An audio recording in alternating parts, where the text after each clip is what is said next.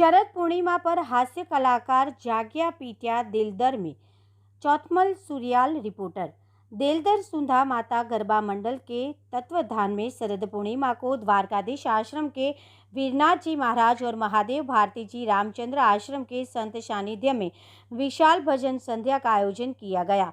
भजन गायक मनीष कालिंद्री एवं पार्टी द्वारा गणपति वंदना से प्रारंभ किया और गुरु महिमा गाई गई। फिर एक के बाद एक सुंधा माता जी के भक्ति से ओतप्रोत भजनों की लड़ी लगा दी।